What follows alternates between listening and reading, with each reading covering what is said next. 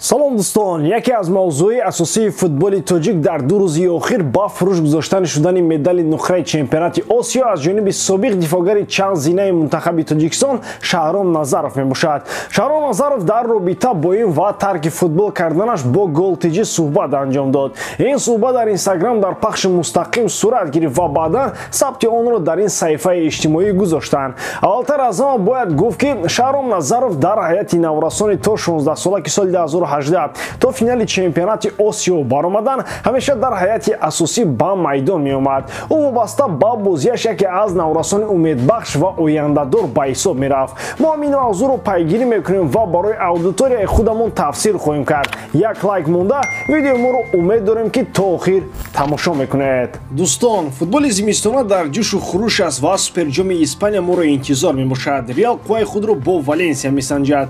Барселонаро бошад вохӯрӣ бо Бетис интизор аст. Оё Эл Классико дар финал мешуда бошад? Тамошои ин бозиҳоро шумо метавонед бо 1x ҷолибтар кунед. Дар он ҷо регистратсияи осон, пур кардани маблағ аз томи гӯшаву канори дунё, вале аз ҳама муҳим бонус то ҳаҷми $100 дар аввалин пардохт бо промокоди AMG 0777. ссилкаи бозӣ дар комментария. Ба ҳама муваффақият. Агар шумо ин мусоҳибаро тамошо накарда бошед, пас мо бори дигар гапҳои асосии Шаҳромро ба хотири шумо меорем. ӯ чунин гуфт: ман аслан ин медалро фурӯхтанӣ нестам. Хостам бо ин роҳ диққати мухлисон ва роҳбарияти футболи кишварро ба худ ҷалб кунам. Чаро аз бачаҳое ки аввалин маротиба дар таърихи футболи тоҷик ба финали ҷоми ҷаҳон баромадан 3-4 нафар бозӣ дорам ва дигарон футболро тарк карданд. Ин бесабаб намешавад ку. Ман 3 сол дар тими наврасон ва ҷавонони Тоҷикистон футболбозии асосӣ будам. Баъди ҷоми ҷаҳон дар соли 2019 ба ман аз дастаи стӯяи Руминия пешниҳод шуд, аммо ҳуҷҷатҳои маро надоданд то ба он ҷо сафар кунам. Чанд сухан дар мавриди ин гапҳои Шаҳром бояд илова кунем. Аввалтар аз ҳама медали ба дастовардаи Шаҳром натиҷаи меҳнат ва заҳматҳои худи ӯ аст. пеш аз ҳама ин меҳнати ҳалоли ӯст ки тавонист то ба ин дараҷа расад, аммо ба фурӯш гузоштани дастоварди беҳтарини худ гуноҳи бузург аст, ҳатто агар онро фурӯхтаниам намешуд. Тасаввур кунед ки Бензема туби тиллоро ба фурӯш мегузорад.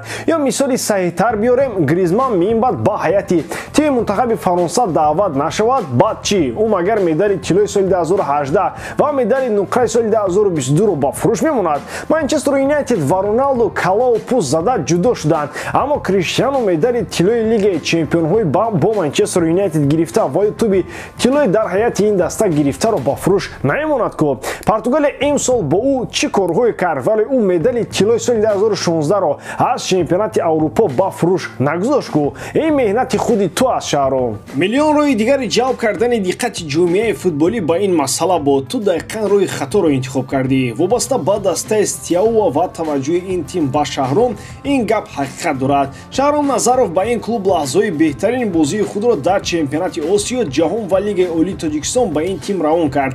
ӯро даъват кардам, вале он вақт ҳуҷҷатҳои бачаҳои 19-сола ки аз чемпионати ҷаҳон дар ин синну сол аз Бразилия баргаштанд дар Федератсияи футболи Тоҷикистон буданд.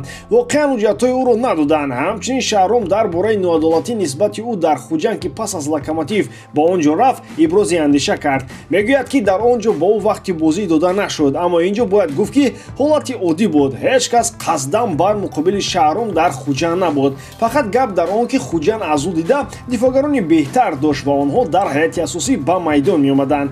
Мураббӣ аз байни ду дифоъгари хуб беҳтарашро интихоб мекунад. Дар шаҳри ин мусоҳиба яке аз футболбозони шинохтаи кишвар Ҳикматулло Расулов чунин навишт: қарори хуб баровардӣ, футболро тарк кардӣ. Баъди соли 2019 футбол дуруғу фиребгарӣ шуда. Солҳои 2020, 2021, 2022 дар дастаҳои ман бозӣ кардам. 10-15-20 ҳазоре аз ман қарз доранд. аксари сардорони дастаҳо фиребгаранд. 3 моҳа маошро намедиҳанд. Кор кун, соҳиби як чиз шав, гуфта шудааст дар шаҳри як корбар. ин ҷо Ҳикматулло ба истилоъ аз момент истифода карда қарзҳои худро баргардондани аст. ба мисли ролики машҳури Инстаграм ва ТикТок мебошад ки дар экрани телефони духтарак ҳангоми тӯй аз ошиёни дуввум бо ҳарфҳои калони сурх қарзата те мебарояд ва давомашро медонед худатон. гапҳои Шаҳром ҷо доранд. ин мушкилии бузург аст вақте ки аз байни бозингароне ки Кореяи Шимолӣ, Кореяи Ҷанубиро шикаст дода то финали чемпионати Осиё мераванд, танҳо чанд нафарашон дар футбол боқӣ мемонанд. шуданд. Дигарон фурӯшандаву музадузу сантехник шуда рафтанд. мушкили асосии намудани чемпионати рақобатпазир аст. як проблемаи дигар он аст ки мураббиёни хубе дар дастаи лигаи олӣ нестанд ки бо ҷавонон кори дуруст ба роҳ монанд. хулас гап бисёр лозим шавад боз мегӯем. Шаҳрон бошад ба яке аз дастаи медиа лигаи русия мегузарад. Стивен Джерард метавонад сармураббии мунтахаби Полша шавад. Агар собиқ нимҳиматгари Ливерпул хоҳиши онро дошта бошад ки мен баъд ӯро Штивен Пшерард ном барам, пас ӯ ба ин пешниҳод розӣ мешавад.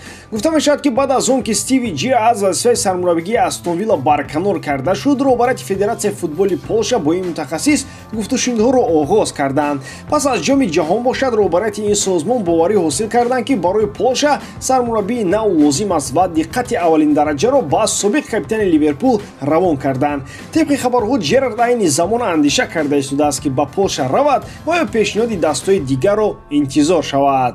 яке аз монеъҳои асосӣ барои Джерард маоши ӯ аз Астон Вилла аст. тавре маълум аст, Джерард то соли 2024 бо бирмингемиҳо шартномаи ҳамкорӣ имзо кард. тибқи ин қарордод Стивен то ҳол дар як сол аз Астон Вилла то 5 миллион гирифта истодааст. бисёриҳо бар он ақида ҳастанд ки агар Джерард хоҳиши идомаи карьераи мураббигӣ дошта бошад, пас бояд ин пешниҳодҳоро қабул накунад. аз мунтахаби Полша дида кор дар чемпионшип барои репутатсияи Стиви беҳтар аст. шумо дар ин бора чӣ мегӯед дӯстон? ҳатман ақидаи худро дар комментария нависед. Рубен Невеш имконияти гузаштан ба Барселонаро дорад. Футболбози португалӣ пеш аз ҳама ба президенти Каталониё Жоан Лапорта писанд аст. гап дар он ки агенти нимҳиматгари 25сола Мендеш бо Лапорта ҷураи сахтанд. президенти Барса андеша дорад ки овардани Невеш на танҳо аз нуқтаи назари варзишӣ трансфери хуб аст, ҳамчунин қадами хуби стратегӣ мебошад. овардани Невеш ба Барселона барои тамдиди шартномаи клиенти дигари Мендеш Алекс Балде шароити мусоид фароҳам меорад. бозигари португалӣ метавонад бо нархи 35-40 миллион ба Каталония ояд, вале ӯ ба Лапорта писанд аст. гап дар он ки хави ӯро дар мавқеи Бускетс тасаввур карда наметавонад. ба хави бозингари 23-солаи Реал Сосидад Субаменди махкул аст. хави дар ин бозингар маҳоратҳои Бускетсро мебинад ва аммо нархи ин бозингар барои Лапорта хеле қиматӣ мекунад. ин бозингар чанде пеш қарордоди худро бо Сосидад то соли 2027 тамдид кард. акнун нархи ӯ 70 миллион евро мебошад. Барса омода нест то чунин миқдор маблағро барои бозингари 23сола ки танҳо ба хави писанд аст харҷ кунад. Барса ҳамчунин вариантҳои дигарро аз қабили Жоржино ва Нголо Канте дида истодааст.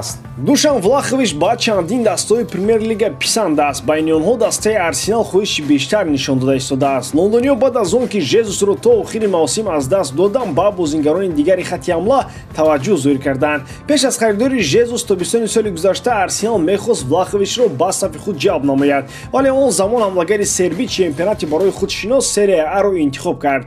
дар афзанаи хариду фурӯши зимистона боз таваҷҷӯҳ ба ин футболбоз аз тарафи Арсенал зиёд гардид ва аммо гап дар он ки магар Ювентус омода аст то ин футболбозро ба фурӯш монад. нархи ӯ 80 миллион аст ва ин метавонад сари туриниҳоро вайрон кунад. Челси ҳатто омода аст ки 90 миллион сарф кунад. бо тамоми иззату эҳтиром ба Манжукиш ва Лоренте, пас аз Трезеге ягона ҳамлагари хубе ки Ювентус ба даста овард Маз Влахович мебошад. фурӯши ӯро мухлисон намебахшанд. Бернардески рафт, чунки ба сатҳи нав баромада натавонист. Клушевски рафт, чунки ба система мутобиқ нашуд. Бентакур рафт, чун хоҳиши рафтан дошт. Деликт рафт, чунки бо он нархе ки харид карда шуд, дар он сатҳ бозӣ намекард. ҳама ин фурӯхтанҳоро мухлисони Ювентус бахшиданд, аммо фурӯши Влахович метавонад барои Туриниё маънои аз даст додани садҳо мухлиси содиқ хоҳад шуд. ба ҳамин тамом, воридоно ки эҷодкории ман ба шумо писанд меояд, лайк, комментария ва дар канал обуна шуданро аз ёд набароред. бо шумо мисли ҳар вақта Муҳаммад Гайров. хай бародарон, дар паноҳи Аллоҳ.